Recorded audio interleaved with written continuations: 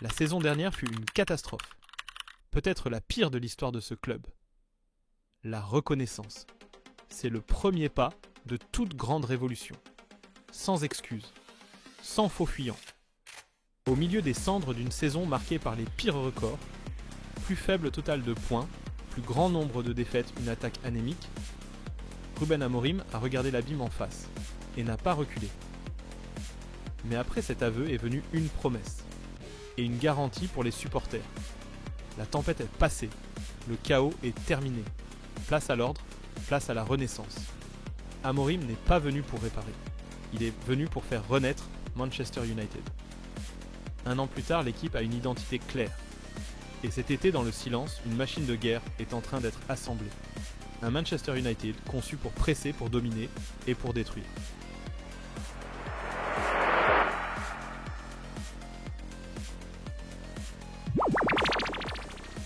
Oubliez les mercatos de panique. Oubliez la course au nom ronflant mais inadapté. Cet été, Manchester United a mené un recrutement ciblé. Amorim et la direction n'ont pas cherché les plus grandes pseudo-stars, mais les pièces les plus justes, les soldats les plus adaptés au système de pressing à haute intensité et aux attaques rapides qu'il met en place. Et curieusement, Old Trafford, après une saison pourtant considérée comme désastreuse, avec une 15e place et une absence de Coupe d'Europe, est redevenu une destination attractive. Car les joueurs sentent le changement. Ils voient un projet clair, une culture de club qui se reconstruit de manière positive. Ils savent que c'est l'environnement idéal pour bâtir l'avenir et que Man United ne s'intéresse qu'à ceux qui désirent ardemment porter ce maillot rouge. C'est le début d'une saison qui s'annonce plus excitante que jamais. Le premier joueur dont je veux parler, c'est Bryan Mbeumo. Ce n'est peut-être pas le nom qui affole les médias, mais c'est un tueur silencieux. Ses 20 buts et 7 passes décisives, avec une équipe comme Brentford la saison dernière, sont une preuve irréfutable de son efficacité et de sa valeur déjà confirmée en Premier League. Sa signature, c'est cette capacité à repiquer depuis l'aile droite pour ajuster une frappe précise, mais sa dangerosité va bien au-delà. Il est excellent, dans le jeu court, peut s'écarter pour attirer un défenseur et créer de l'espace pour ses coéquipiers. Et le plus important, Mbeumo est un joueur qui joue pour le collectif, n'hésitant jamais à revenir défendre. De plus, la grande précision de ses centres sur coupe de pied arrêtée sera une arme redoutable de plus pour les Red Devils. Si Mbeumo est l'efficacité silencieuse, alors Matheus Cunha est l'étincelle créative, le catalyseur de chaque offensive. C'est une véritable machine à connecter et ses statistiques de progression, balles au pied de dribble et de duels remportés toutes à des niveaux très élevés le prouvent. On se souvient encore de son slalom au milieu d'une forêt de joueurs contre Leeds United. C'est l'image même de Cunha, un briseur de ligne, celui qui n'hésite pas à prendre le ballon à percuter et à semer le chaos dans toute la défense adverse, provoquant au passage de précieux coups d'affront. Sa finesse technique rappelle parfois Neymar, mais Cunha possède en plus la hargne et l'esprit collectif d'un guerrier sud-américain. Toujours plein d'énergie en mouvement constant et extrêmement lucide devant le but, avec 17 réalisations et 6 passes décisives. La saison passée, il est cette étincelle, ce lion qui manquait à l'attaque de Manchester United. Et enfin, la pointe du trident, c'est Benjamin Šeško. Il est le point de chute finale de toutes les attaques. Il apporte la puissance physique, un jeu de tête dominant et une frappe de mule. Mais Šeško n'est pas qu'un pivot classique. Il a aussi une capacité de décrochage extrêmement intelligente pour recevoir le ballon et trouver des espaces. Et c'est là que réside la clé. Cette faculté à décrocher s'intègre parfaitement au système d'Amorim.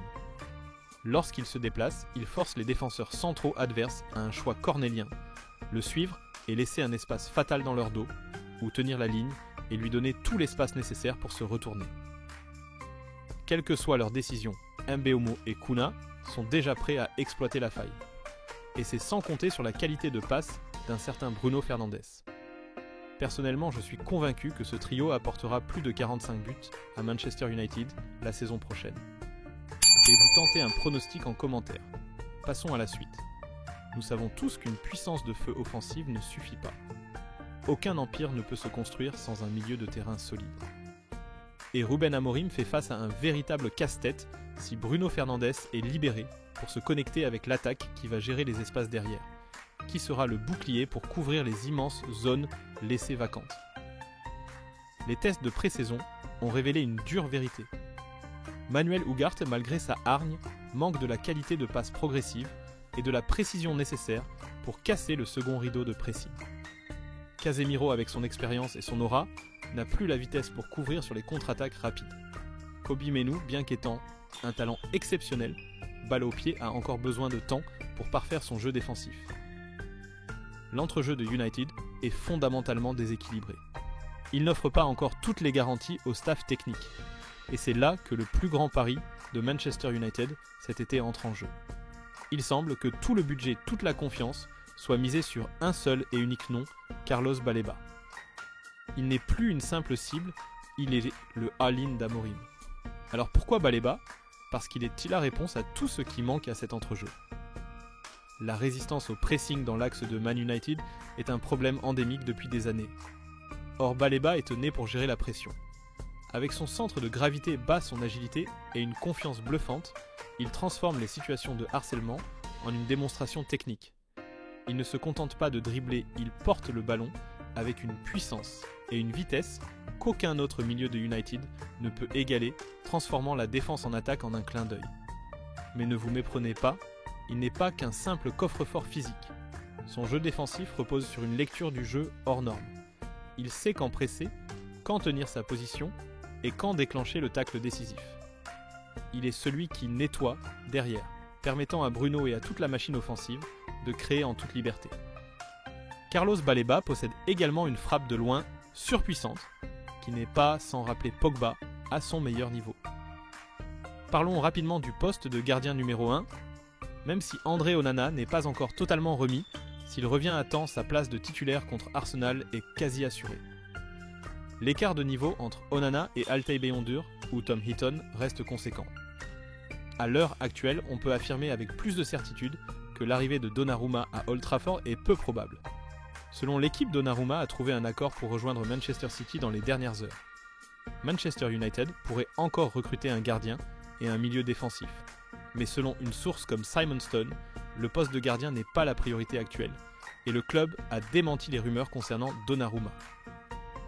Cela suggère très probablement que l'intégralité du budget est en train d'être allouée à la transaction pour Carlos Baleba. Enfin, l'avantage de l'absence de Coupe d'Europe pour Manchester United. Tandis que ses rivaux devront se battre sur plusieurs fronts, faire tourner leur effectif et voyager à travers le continent, Manchester United aura toute la semaine pour se concentrer exclusivement sur la Premier League. Une semaine pour récupérer physiquement. Une semaine pour peaufiner la machine à presser. Une semaine pour que Ruben Amorim étudie chaque adversaire et prépare les scénarios tactiques les plus parfaits. C'est un luxe, un avantage énorme. Allez, dernière question pour vous, à quelle place voyez-vous terminer Manchester United cette saison ? Les nouvelles recrues connaîtront-elles un succès retentissant ? N'oubliez pas de liker la vidéo et de laisser votre réponse en commentaire. Merci d'avoir consacré votre précieux temps à nous suivre.